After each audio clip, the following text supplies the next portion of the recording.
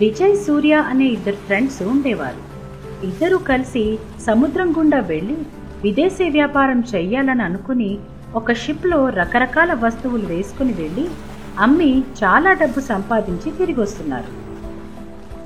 అరే మామా, మనం అనుకున్న దానికంటే ఎక్కువనే పైసలు వచ్చినాయిరా. దీంతోనే మనం సెటిల్ అయిపోవచ్చు. అవ్వచ్చు. ఇప్పుడు ఈ డబ్బు 50-50 చేస్తే నాకెంత వస్తుంది? 4 గీసుకునేదంతా. అదే వీణ్ణి నేను ఈ సముద్రంలో దూసేస్తే అప్పుడు ఈ డబ్బంతా నాదే. అట్లనే చేస్తా. అరే అరే కొర్రమట్ట పిల్ల, పాయరా పాయరా. కొర్రమట్టనా? ఇంత పెద్ద సముద్రంలో ఏడగనబడ్డదిరా. కావాలంటే చూడు మామ, అట్లా పోతుంది. ఏది? దగ్గరగా వచ్చి సముద్రంలోకి తొంగి చూశాడు. విజయ్ కొంచెం బెండ్ అయ్యాడో లేదో సూర్య విజయ్ని వెనక నుంచి ఒక్క తన్ను తన్నాడు. అంతే, విజయ్ ఎగిరి సముద్రంలో పడ్డాడు.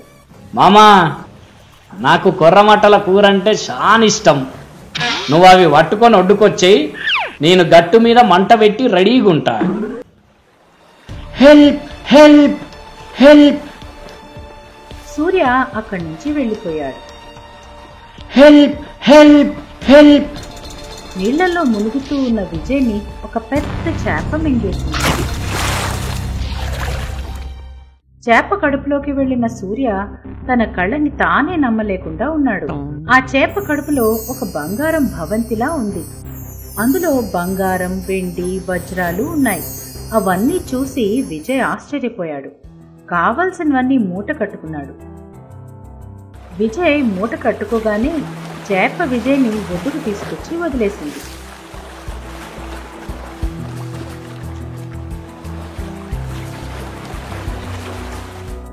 అప్పటికే సూర్య పెద్ద ఇల్లు, కారు కొనుక్కొని హ్యాపీగా ఉంటున్నాడు. అతను విజయ్ని చూసి చాలా ఆశ్చర్యపోయాడు. ఈడెట్లా బతికిండు? అంత పెద్ద సముద్రాన్ని ఎట్లీదిండు? అమ్మో! విజయ్ సూర్యాని ఏమీ అనలేదు. సూర్య ఇంటికి ఎదురుగానే పెద్ద ఇల్లు కట్టుకుని పెద్ద పెద్ద కార్లు కొనుక్కుని హ్యాపీగా ఉన్నాడు. ఈయనకి ఇంత డబ్బు ఎక్కడి నుంచి వచ్చింది? ఇంత పెద్ద ఇల్లు, అన్ని కార్లు ఎట్లొచ్చినాయి? విజయ్ ఇంటికి వచ్చాడు. సూర్యాని చూడగానే విజయ్, రారా, నీకోసం కుర్రమట్టలు తెచ్చిన, తిందువురా. నన్ను క్షమించురా. పైసాశ కొద్దీ నిన్ను నీళ్ళలో దోసేసిన, కానీ నీ మీద నాకు ఎటువంటి పగలేదు. లే, నువ్వు ఏం చేసినా నాకు మేలే జరిగింది. అవును, ఇంత డబ్బు ఎట్లొచ్చిందిరా నీకు? అదా అని మొదలుపెట్టి జరిగిందంతా చెప్పాడు. అంతా విన్న సూర్య, అంటే ఆ చేప కడుపులో అంతులేని సంపద ఉన్నదన్నమాట. దాన్ని ఎట్లయినా సొంతం చేసుకోవాలి. ఇప్పుడే వెళ్తా. సరే, నాకు కొంచెం పనుంది. సాయంత్రం మందేస్తూ మాట్లాడుకుందాం. వస్తా.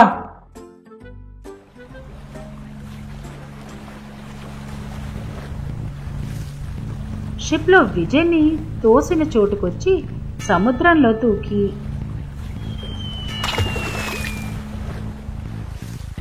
Help help. విజయ్ని మింగిన పెద్ద చేప సూర్యాని కూడా మింగింది.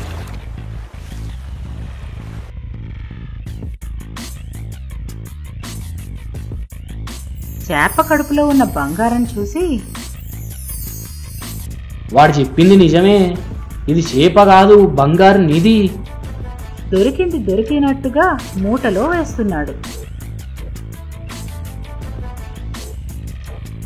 ఇట్లా కాదు, ఈ చేప ఒడ్డుకు పోగానే చేపను చంపేస్తా. అప్పుడు దీని కడుపులో ఉన్నదంతా నాకే సొంతం అవుతుంది. చేప ఒడ్డుకు కొంచెం దూరం రాగానే ఆ చేప కడుపుని కత్తితో చీల్చేద్దాం అనుకుని కత్తి పట్టుకుని రెడీగా ఉన్నాడు. తనని చంపాలని చూస్తున్నాడని పసిగట్టిన చేప ఒడ్డుకు రాగానే సూర్యాని బయటికి రాకుండా మింగేసింది. ఇలా అత్యాశతో సూర్య తన ప్రాణాల్ని కోల్పోయాడు.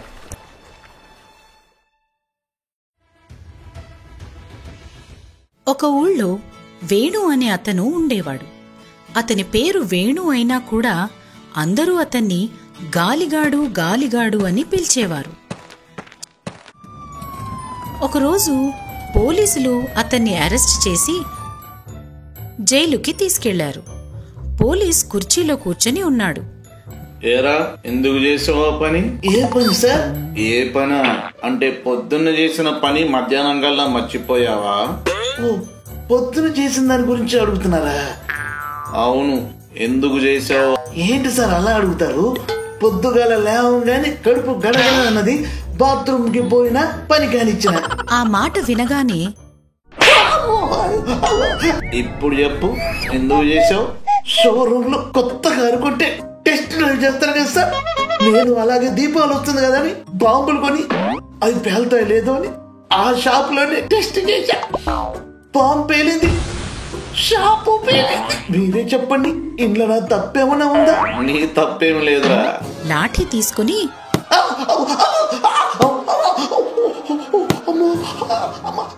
వేణు రిలీజ్ అయ్యి ఇంటికెళ్తున్నాడు. బొక్కలేరు కుట్టిండు, నాకెన్నడన్నా దొరక్కపోతాడా?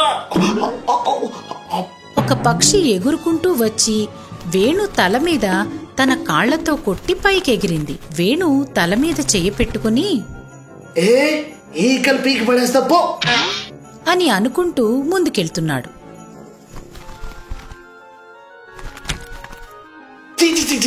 నెత్తంతా పాడు చేసినావు కదనే. ఆ పక్షిని పట్టుకుని ఏంటి పోతు మొగలే నన్ను చూసి పారిపోతారు. ఆఫ్టర్ ఆల్ పిట్టవి నా నెత్తి మీద రెట్టేస్తావే నువ్వు. నిన్నేం చేస్తానో చూడు. నీ రెక్కలు విరిచి మెడకాయ కోసి మసాలా వేసి కూర వండుకోకపోతే నా పేరు తేనెగాడే కాదు. ఆ పక్షి రెక్కలు పట్టుకుని మెడ విరవబోతూ ఉండగా వద్దు వద్దు, ఆ పక్షిని ఏం చెయ్యొద్దు అనే వాయిస్ వినిపించింది. సోడాబుడ్డి అద్దాలు పెట్టుకుని ఒక అతను వస్తుండడం కనిపించింది.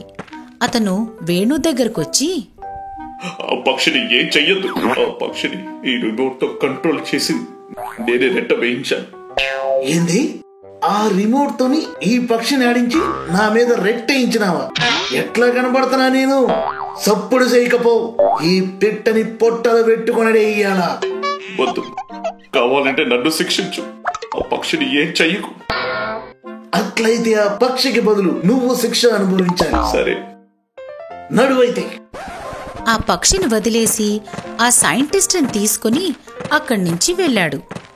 ఒక చీకటి గదిలాంటి చోటుకు తీసుకెళ్లి కుర్చీలో కట్టేసి సైంటిస్ట్ ముందు కూర్చుని ఈ చుట్టుపక్క ఊళ్ళో వాళ్ళు నన్ను ఏమంటారు తెలుసా?